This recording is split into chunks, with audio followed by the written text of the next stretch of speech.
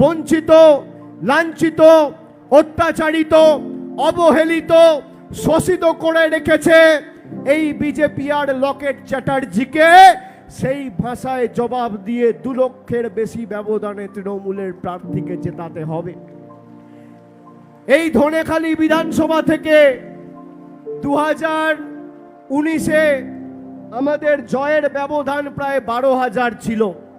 পরবর্তীকালে অসীমা পাত্রকে আপনারা 30,000 ভোটে 2021-এর বিধানসভা নির্বাচনে জিতিয়েছিলেন।